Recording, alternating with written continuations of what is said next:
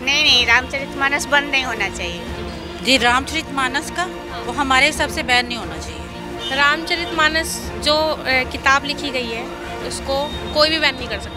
हमारे रामचरितमानस अगर बैन होगा तो बाइबल कुरान भी बैन होगा। त्याग दिया सब कुछ निष्काम बनने के लिए, राम ने खोया है बहुत कुछ श्री राम बनने के लिए।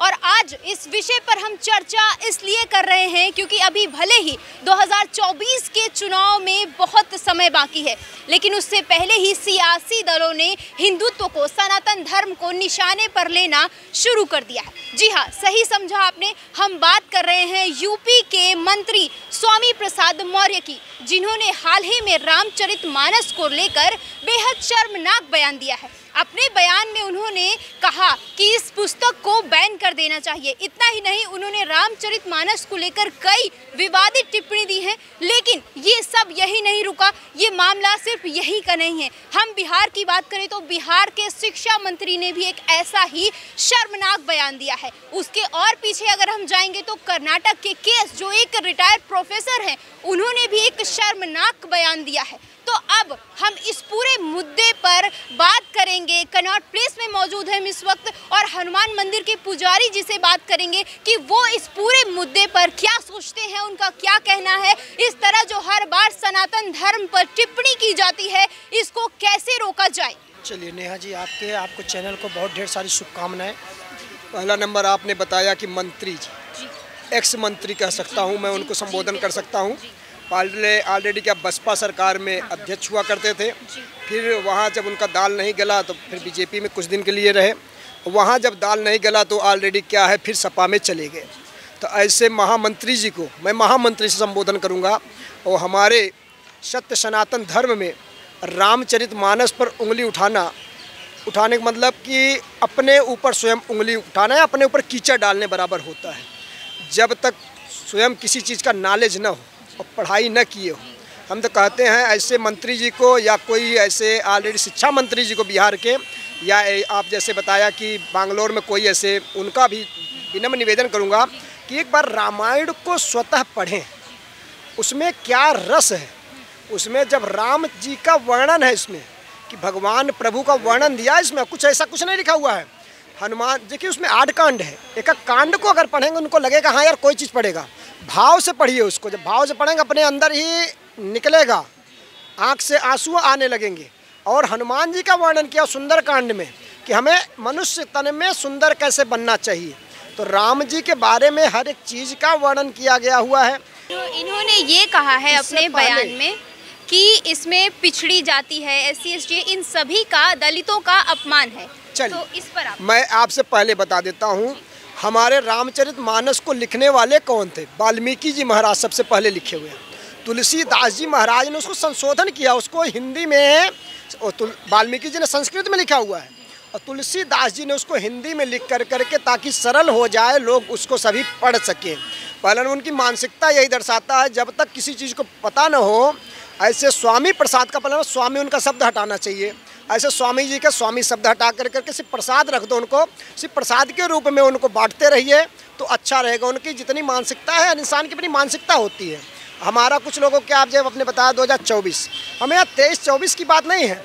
ऐसे लोग कुछ चाहते हैं कि मैं मीडिया में बना रहूँ, तो इसलिए वो बना रहना चाहते हैं। ऐसे लोगों को मैं यही कहना चाहता हूँ कि अपने वाणी पर संयम रखें और हमारे सत्य सनातन धर्म के ऊपर उंगली उठाना, खास करके रामचरितमानस पर उठाना, गीता पर उठाना, भागवत पर उठाना। हम कह सकते हैं आप कुरान पे क्यों नहीं उठाते हो, हम कह सकते हैं बाइबिल पे क्यों नहीं उठाते हो। हम सब जानते हैं अभी आपका बागेश्वर सरकार का, बागेश्वर धाम का भी यही स्थिति बना हुआ है। तो कुछ नहीं है, जब प्रभु की कृपा होती है ना तो ऑटोमेटिक सब कुछ बहुत अच्छा हो जाता है। कभी स्वामी प्रसाद मौर्य का भी अच्छा समय था, भगवान की कृपा थी। अब जब भगवान के ऊपर से उनका, जब भगवान उनको परीक्षा लेने लगे तो हट गए, अब भगवान पे ही उंगली उठाने लगे। अच्छा, तो मेरा आगे आपसे एक और सवाल है कि ये जो इस तरह हमेशा हिंदू धर्म को टारगेट किया जाता है, कई, जैसे कि इन्होंने पहले गणेश गौरी पर भी बोला ऐसा विवादित बयान, लेकिन ये ऐसे बहुत सारे नेता हैं जो अक्सर इस तरह के हिंदू धर्म को ही वो टारगेट करते हैं, तो इसे कैसे रोका जा सकता है, आपको क्या लगता है? देखिए, रोकने का रीजन क्या है? नाना प्रकार की भांति है, नाना प्रकार के मुंह हैं। हिंदुस्तान है, सब स्वतंत्र हैं, सब आज़ाद हैं, मीडिया भी आज़ाद है, तो मंत्री जी भी आज़ाद हैं। मंत्री ज़्यादा आज़ाद हैं क्योंकि एक्स मंत्री है ना, विपक्ष में है, तो इसलिए वो ज़्यादा आज़ाद हैं, तो उनका बोलने का अधिकार है। ठीक है, बोलते रहें, बोलना स्वतंत्र भारत है, ठीक है, लेकिन हमारा जनता जनार्दन तो समझ रहा है ना, उनको आज नहीं तो कल उनको फिर दे देती है जवाब। तो फिर जब पट के नहीं पा जाते हैं तो फिर समझ जाते हैं यार मैंने गलत बोला था। अगर मैं ऐसे चरित्र को अगर दर्शाता हूँ तो अपने अंदर के मल को झाँको कि हमारे अंदर, हमारे दिमाग में, हमारे विवेक में कितना मल भरा हुआ है, जो कि मैं भगवान के ऊपर उंगली उठा रहा हूँ। जो प्रत्यक्ष किम प्रमाणम, प्रणाम करना चाहता हूँ कि उत्तर प्रदेश की जनता आपको एक बार पटकनी दे चुकी है। ऐसे मत करिए कि जा कर के आपके बच्चों के ऊपर भी आने वाला आपका फ्यूचर जो है वो भी बिल्कुल पटकनी के साथ साथ खड़े हों। अच्छा, आप अभी बागेश्वर धाम की बात कर रहे थे, तो इस वक्त हर जगह उनके ऊपर भी काफ़ी सवाल किए जा रहे हैं कि वो जादू टोना कर रहे हैं, लोगों को गुमराह कर रहे हैं। इस पर आपका क्या सोचना है? देखिए, तुलसीदास जी तो आज पैदा नहीं हुए, हमारे कितने पीढ़ी निकल गई। जा पर कृपा राम की होई, ता पर कृपा करे सब कोई। आज आपको नेहा जी एक छोटा सा बात बताऊंगा, इस विश्व में जितना राम जी का मंदिर नहीं होगा उससे ज़्यादा हनुमान जी का मंदिर है। इन्होंने राम जी को कहाँ से कहाँ तक पहुँचाया। जब अब मान लीजिए आप सपोज हनुमान जी मंदिर कर्नाट प्लेस में आप खड़ी हैं प्रेजेंट टाइम में, तो बाल स्वरूप है, तो सबकी सुनते हैं, तो इनकी कृपा है। जब जिस पे कृपा हो जाती है इनकी ना, भूत प्रेत पिशाच आज इनके ऊपर क्या हो जा रही है। साक्षात बालाजी आप चले जाइए, कितने खेलते रहते, कितने सही हो जाते, सब हट जाते हैं। तो ऐसी भगवान हनुमान जी की कृपा जिसके ऊपर हो जाए, कितने के ऊपर हुआ है, कितनों के ऊपर हो रहा है कृपा। तो हनुमान जी कृपा, बागेश्वर सरकार की कृपा, बागेश्वर धाम की कृपा उनके ऊपर, उनके दादा की कृपा, कुल मिलाकर करके कहते हैं ना कि अब यहाँ पर विज्ञान भी कहता है कि जेनेटिक प्रॉब्लम, तो उनके दादा भी तो सरकार में आते थे, उनका कुछ अंश अगर बेटे में नाती पोते में आ जाए तो उसको हम क्या कर सकते हैं बताइए। उनकी कृपा है ना। कहते हैं ना, बाढ़े पूत पिता के घर में खेती उपजे अपने घर, माने पिता के आशीर्वाद से, दादा परदादा के आशीर्वाद से ही तो एक कुल बढ़ा है ना। तो 26 साल के धीरेन्द्र कृष्ण शास्त्री जी के बारे में भी उंगली उठाना तो गलत है। तो ठीक है, बहुत अच्छा काम कर रहे हैं, नेक काम कर रहे हैं, कोई गलत नहीं। सनातन को अगर हम जगा रहे हैं तो कोई गलत नहीं कर रहे हैं। हम और जगह देख लीजिए, मौलवी कोई हम हलाला थोड़ी करा रहे हैं, कोई हम गलत काम थोड़ी करा रहे हैं, हम अच्छा काम कर रहे हैं, हम तो जागृत कर रहे हैं। जो पीड़ित है वही जा रहा, कोई फ्री में हो रहा, कोई पैसा थोड़ी मांग रहे हैं। धीरेन्द्र कृष्ण शास्त्री के गुरु कौन है? कलयुग में सूर्यदास रामभद्राचार्य जी महाराज, तब जाकर के वहाँ पर आपको डिग्री मिला हुआ है। मैं एक चीज़ ये पूछना चाहती हूँ आपसे कि ये बहुत बार देखा जाता है कि बहुत आसानी से सनातन धर्म को टारगेट कर दिया जाता है, किसी भी बात पर सवाल उठा दिए जाते हैं, किसी भी देवी देवता को कुछ भी कह दिया जाता है। ये क्यों है, ऐसा क्यों होता है? ये हम आपको अच्छा बात बता देते हैं। अभी देखिए बागेश्वर धाम की स्थिति कहाँ से बनी, आपको साथ पता होना चाहिए। ये बना अभी रायपुर छत्तीसगढ़ से, जहाँ कांग्रेस की सरकार होगी वहाँ अवेलेबल है, यहाँ तो कुछ ना कुछ उंगली उठना ही उठना है। अभी इसके पास कालीदास जी थे, उन्होंने क्या गलत बोल दिया तो उन्होंने कांग्रेस की सरकार ने उनको जेल में डाल दिया। गलत किया ना। अगर हम सनातन के प्रति अगर कुछ बोलते हैं तो हमें जेल में डाल दोगे, हमें तुम अवहेलना करोगे, हमें मारो। क्योंकि आज तक हम लोग क्या है, जब तक कांग्रेस की सरकार रही तो हम लोग क्या है, हमें पीछे ही करते चले गए, ढकेलते चले गए। आज अगर कोई अच्छा है सनातन को, हम तो कहते हैं इस पर बीजेपी गवर्नमेंट है, अच्छा कानून पास करे। अगर ऐसे उंगली अगर कोई उठाता है उसको भी सीधे उठा करके जेल में डालने की कोशिश करें। हम माननीय न्यायालय को, माननीय प्रधानमंत्री जी को अवगत कराना चाहते हैं आपके द्वारा, आपके चैनल के माध्यम के द्वारा, कि अगर हमारे सनातन पे कोई ऐसे एक्स नेता या जो प्रेजेंट टाइम नेता हो, उनको अगर ऐसे उंगली उठाता है, अपना प्रचार प्रसार करता हो अगर अध्यात्म को लेकर करके, तो उनको साथ साथ उठा करके सीधे कुछ धारा बना करके उनको जेल में डाल देना चाहिए, ताकि उनकी बोलती बंद हो जाए एक बार। धन्यवाद पंडित जी आपका बहुत बहुत इस मैटर पर बात करने के लिए। तो ये थे पुजारी जी जिन्होंने इस पूरे मामले पर अपनी बात रखी कि सनातनियों को किस तरह से टारगेट किया जाता है। लेकिन इतना ही नहीं है, अभी इस मैटर पर आगे हम और लोगों के रिएक्शन लेंगे, जो लोग यहाँ पर मौजूद हैं। इस पूरे मामले पर लोग क्या सोचते हैं? क्या नाम है सर आपका? दुर्गादास आजाद। तो आप इस बारे में जानते हैं कि जो सपा के एक नेता हैं, उन्होंने बयान दिया है कि रामचरितमानस को बैन कर देना चाहिए, ये किताब जो है ये विवादित है। इस पर आप क्या सोचते हैं, क्या कहना है आपका? उनका कहना 100% गलत है। रामचरितमानस, राम जी और कृष्ण जी ने गीता लिखी, ये सनातन धर्म का मूल है। उस सनातन धर्म कोई नया नहीं है, कई वर्षों से चला आ रहा है, तो इस पे उंगली उठाना ये बेवकूफ़ी है। इसमें सीधा सा बात यह है, जब से हमारे सनातनी लोग जागृत हुए ना, तब से इन लोगों को प्रॉब्लम हुई है। हमारी नूपुर शर्मा जी थी, इतनी अच्छी वक्ता थी, उन्होंने जो सही बात बोली थी पैगंबर जी पे, एक पैगंबर जी पे जरा सा वक्तव्य बोला था तो उसके लिए इन्होंने सिर से तन से सिर जुदा करने वाली बात करी। मैं आज यही बोलती हूँ कि जो आज रामचरितमानस को लेके इतने गलत बयानी करी है, उन लोगों के लिए सारे सनातनियों को इकट्ठा होकर कह देना चाहिए कि जिन जिन नेताओं ने हमारे धर्म पर, हमारे ग्रंथों पर, हमारे वेद पुराणों पर इतने गंदे वक्तव्य दिए हैं, उनको फांसी की सज़ा दे दो। ये आज हमारी सेना पे जिनकी वजह से हम यहाँ पर खड़े हैं, है ना, उस सेना पे भी इतने गंदे सवाल कर रहे हैं। तो जो आज ये हमारे तो यहाँ पर सिर्फ इतना ही नहीं है, यहाँ पर सभी सनातनियों को एक होने की बात कही जा रही है, जैसे कि इन मैडम ने आपसे बताया। तो हम अभी और लोगों से बातचीत करेंगे इस पूरे मामले में और पूछेंगे कि वो इस पूरे मैटर पर क्या सोचते हैं। अभी हम काफ़ी लोगों से इस बारे में बात करेंगे धीरे धीरे, ताकि हमें पता चल सके कि जो इस तरह हमेशा हिंदुओं को लेकर गलत बयानबाजी की जाती है उसके पीछे का क्या कारण है। रामचरितमानस को बैन कर देना चाहिए, ये किताब विवादित है। तो इस तरह के जो बयान देते हैं नेता, अक्सर देते रहते हैं, इस मामले पर आपका क्या सोचना है? नेता का क्या कहना है, वो उनके हिसाब से उलट पलट कर देते हैं। ऐसा नहीं कि आपको बोलेंगे पहले रामायण नहीं था, उससे पहले बोले राम सेतु नहीं था। It has been proved, already it has been proved saying that Ram Setu है, राम जन्मभूमि का, like it has a proof also, like evidence available. Mahabharat का एविडेंस मिला है, कृष्ण का एविडेंस मिला है। ऐसे बोलने वाले को ज़्यादा ये नहीं देना चाहिए, हाइप देना नहीं चाहिए, उन लोगों को जस्ट इग्नोर इट, ये मेरा कहना है। तो ये था कहना कि हमेशा से सनातन पर सवाल उठाए जाते रहे हैं, चाहे वो राम सेतु को लेकर हो, चाहे वो महाभारत को लेकर हो। यही हम नहीं रुकेंगे, अभी आगे और लोगों से बात करेंगे और जानेंगे कि इस पूरे मामले पर वो क्या सोचते हैं।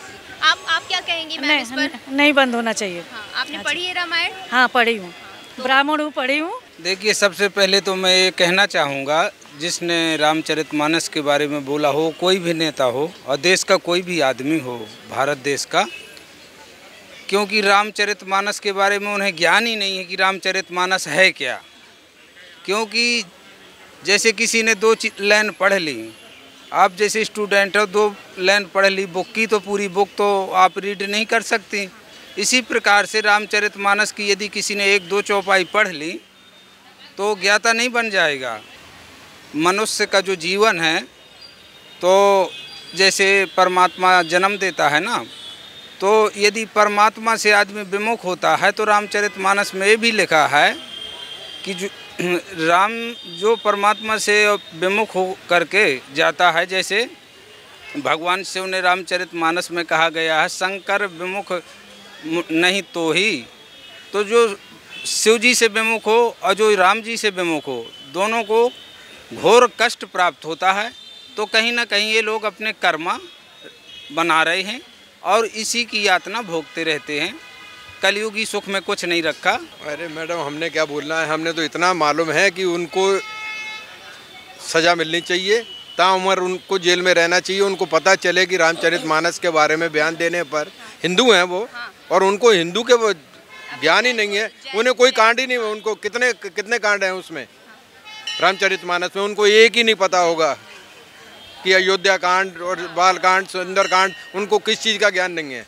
स्वामी प्रसाद मौर्य हैं सपा के नेता, उन्होंने कहा है कि रामचरितमानस को बैन कर देना चाहिए। क्यों बैन करना चाहिए? क्योंकि उनके हिसाब से इस किताब में पिछड़ों का और दलितों का अपमान है। ऐसा तो कुछ नहीं। आपने पढ़ी है रामचरितमानस? उनका अपना निजी मामला है। आपने पढ़ी है रामचरितमानस? थोड़ा बहुत पढ़ी है। आपने जितनी पढ़ी है आपको क्या लगता है? नहीं, वो गलत कर रहे हैं, अपना हर आदमी का अपना अपना सोच है, लेकिन किसी ग्रंथ के ऊपर आलोचना करना या बैन करना कहना उचित नहीं है, क्योंकि उनको खुद ज्ञान नहीं है कि रामचरितमानस है क्या चीज़। तो इस पूरे मामले पर आपका क्या? मैम, मेरा सिर्फ ये मानना है कि जो हिंदू से जुड़ी हुई चीज़ें हैं उनके बारे में ऐसा बोलना बहुत गलत है, क्योंकि उसको सीख के ही आजकल जो युवा पीढ़ी है वो कुछ आगे बढ़ेगी। और ये जो ऐसी अच्छी धार्मिक कथाएं, धार्मिक किताबें उनको बंद कर रहे हैं, वो बहुत गलत है। ये नेता होते हुए भी इतना गलत बोल रहे हैं, वो बहुत गलत है, उनके ऊपर कार्रवाई करनी चाहिए। उन्होंने कहा है कि इस किताब में पिछड़ों का और दलितों का अपमान है। मैम ऐसा कुछ नहीं है। जो हमारे यहाँ के जो हिंदू धर्म है वो सब जातियों को एक साथ लेके चलना सिखाता है। हमारा हिंदू धर्म कभी ये नहीं कहता कि ओबीसी या ये कोई शेड्यूल कास्ट है इनसे नहीं, वो उनका हमारा धर्म एक ऐसा हिंदू धर्म है जो कभी भी किसी भी जाति में भेदभाव नहीं करता, वो सब जाति को साथ लेके चलता है। रामचरितमानस आज का नहीं है, उनका बाबतों का इतिहास पुराना है। मतलब ये उनसे जब वो पैदा भी नहीं हुए थे उससे कई साल, मतलब 2-2,500 7 साल पुराना है ये। तो इसमें तो उनके बाद घोर निंदा करता हूँ उनकी। इनको ऐसे बयान देना से बचना चाहिए। सपा के नेता जो भी हो, इनको इससे बिल्कुल भी इन चीज़ों पर नहीं पढ़ना चाहिए। और पिछड़ों का और दलितों का अपमान है इस किताब में, ऐसा भी कहना है उनका। मैम ऐसा कहीं कुछ नहीं है। 4 धर्म जो वर्ण लिखे हुए हैं वो वर्ण के हिसाब से सबको बांटा हुआ है। तो इसमें कहीं किसी का पर्टिकुलर नाम ले किसी की बेइज्जती नहीं की उन्होंने या कोई ऐसा नहीं बोला है। तो इसमें इन सब चीज़ों कोई ऐसी बात कहीं भी नहीं है। ये सब एक मुद्दा फैलाने, उनको लाइमलाइट चाहिए अपनी। मैम देखिए, जो हमारा हिंदू धर्म है कभी भी किसी भी समाज को या किसी भी धर्म को अलग नहीं करता है और जोड़ के चलता है। और जो रामचरितमानस के लिए जो भी कह रहे हैं कि ओबीसी या जिस भी कास्ट के लिए बोल रहे हैं कि सब समाज को हम साथ लेके चलते हैं। और ऐसा बात ऐसी कहनी चाहिए जो दूसरे को, सामने वाले को बुरा न लगे। ऐसी बात बोलिए। आप बोलिए अगर उसमें कुछ त्रुटियां हैं तो हटा दीजिए, बात खत्म, कोई विरोध नहीं है। तो ये बात है। और क्या आपने पढ़ी है रामचरितमानस? नहीं, सुना है। ढोल कमार शूद्र पशनारी सकल ताड़ना के अधिकारी। किसी को गाली क्यों दो? अपनी बात मानिए, अपने विचार मानिए, इसको किसी पे आपत्ति नहीं। लेकिन जब किसी बात में ये जो आप कह रहे हैं ढोल गवार शूद्र पशनारी, ये गोस्वामी तुलसीदास जी ने कितने साल पहले लिख दिया। ठीक है, अगर इसमें कोई त्रुटियां हैं तो उसको उस टाइम बोलना चाहिए था। ये आज क्यों बोल रहे हैं जब सनातन और हिंदू जाग गए तो? और अगर आप ये कहते हैं ढोल गवार, ये एक एजेंडा बना रखा है शूद्र करके। शूद्र अगर ऐसे, भगवान राम ने तो किसी का अपमान नहीं किया। भगवान राम ने तो किसी का अपमान ही नहीं किया। माँ शबरी को पूजा है, केवट जैसे निषाद राज को, उन्होंने तो सारे शूद्रों और नीची जात को बहुत साथ लेके चले हैं। और ये भी आप कह रहे हैं कि त्रुटि है। मैं आपकी बात को अगर आगे ही बढ़ाऊँ, आपकी बात को आगे ही बढ़ाती हूँ। उसमें नहीं सुनिए, उसमें उन्होंने सबने चैलेंज कर रखा है कि अगर रामचरितमानस या हमारे किसी वेद पुराण में त्रुटि है तो सामने आओ, उसको चैलेंज करो और बताओ। सपा के नेता हैं स्वामी प्रसाद मौर्य, उनका एक बयान आया है, शायद आप उससे परिचित हैं, तो उस पर आपका क्या कहना है? स्वामी प्रसाद मौर्य पूरी तरह से पागल हो चुके हैं।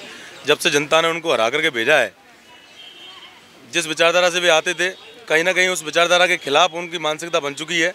वे पहले भाजपा विचार से आते थे, भाजपा विचार के विरोध में जाकर के चुनाव लड़ा। चुनाव में जनता ने उनको मुँह के बल गिराया। उस मुँह के बल गिरने के बाद में उनकी बुद्धि खराब हो गई है।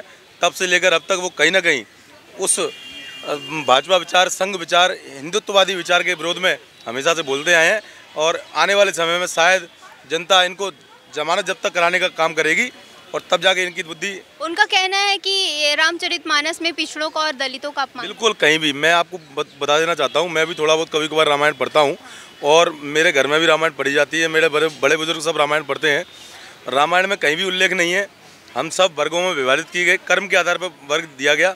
आज मैं जाति से गुर्जर समाज से बिलोंग करता हूँ और उसके बावजूद भी अगर मेरा काम साफ सफाई करने का है तो मैं उस वर्ग को विभाजित किया गया कर्म के आधार पर, ना कि जाति के जन्म के आधार पर। तो हम लोग जिस आप का पत्रकारिता का काम कर रहे हैं, मैं मेरा राजनीतिक तौर पर कर रहा हूँ या व्यापारिक क्षेत्र में कर रहा हूँ, तो मैं उस क्षेत्र में काम कर रहा हूँ। हर व्यक्ति का कर्म के आधार पर वर्ग होता है, जाति से जन्म से कोई वर्ग नहीं होता है। इस बीच में बिहार के शिक्षा मंत्री का बयान भी आया, कर्नाटक में एक प्रोफेसर है उनका बयान भी आया रामायण को लेकर ही। तो हो क्या रहा है, इस देश के अंदर एक बड़े स्तर पर जो सनातनी विचारधारा है वो पुनः एक बार जागृत होने का काम कर रही है। हर जगह में, हर राज्य में, पूरे देश के अंदर सनातनी विचार पुनः अपने आप को एक बार संभाल करके खड़े कर रहा है अपने आप को। क्योंकि पिछले समय से बहुत एक लंबे अरसे तक इस कांग्रेस मानसिकता का इस देश पर राज रहा और इस कांग्रेस मानसिकता ने सनातन धर्म को इस कदर पीछे ढकेलने का काम किया कि व्यक्ति ये समझ नहीं पा रहा है कि हमारे विचार को किस तरह से कुचलने का काम किया। चाहे वो शिक्षा क्षेत्र में देख लीजिए, चाहे सामाजिक क्षेत्र में देख लीजिए, हर तरह से अल्पसंख्यक समाज को बढ़ाने का काम किया। जो बहुसंख्यक समाज है इस देश का, उसको दबाने का, कुचलने का प्रयास किया। अभी वह समाज जो बहुसंख्यक समाज है, हिंदू समाज, सनातन धर्म का समाज। तो मतलब आपको क्या लगता है, हिंदू धर्म पर सवाल उठाना बहुत आसान है सबसे पहले, क्योंकि हमेशा ऐसा ही है। वही कहता आ रहा हूँ कि ये एक ऐसा सहिष्णु समाज है, इतना अच्छा समाज है, कभी भी कोई अग्रेसिव भाव नहीं रखता है। इसीलिए इस समाज पर हर व्यक्ति आए दिन सवाल उठाता है। अभी मेरा मानना है कि हिंदू समाज जागृत हो रहा है। जैसे अभी बागेश्वर धाम पर उन्होंने बहुत अच्छी तरह से एक समाज को स्थापित करने का काम किया है। हिंदुत्व को आगे बढ़ाने का काम किया है। मेरा मानना है ऐसे संतों को आगे आना होगा, तब जाके हमारा समाज पूर्ण रूप से एकत्रित होगा, एक तरफ आगे बढ़ेगा। भारत माता की जय, जय श्री राम। जय श्री राम, जय श्री राम। ऐसा तो कुछ नहीं है, बाकी ये लोग तो अपना उसके लिए प्रचार करने के लिए अपने धर्म में शामिल कर रहे हैं। उनको सहूलियतें अगर दिखा के धर्मांतरण करा रहे हैं, क्यों करा रहे हैं? तो यहाँ पर इस सब के बीच एक नया मोड़ आया है कि इस तरह से लोगों को भटकाकर बहकाकर हिंदुओं को दूसरे धर्म की ओर ले जाया जाता है और इसी तरह से हम आगे बढ़ेंगे और लोगों के और रिएक्शन लेंगे। उसके लिए क्या कहा जा सकता है, जो मन में आए वो बोले, किसी को भी कुछ कह दे। वो जो है स्वामी प्रसाद तो ऐसे नेता हैं, उनको बोलने का इस तरह का राइट नहीं है। संविधान लिखा गया है, कोई चीज़ बनाया गया है संविधान के थ्रू, उसको कैसे बंद करा देंगे? किसकी हैसियत है बंद कराने की?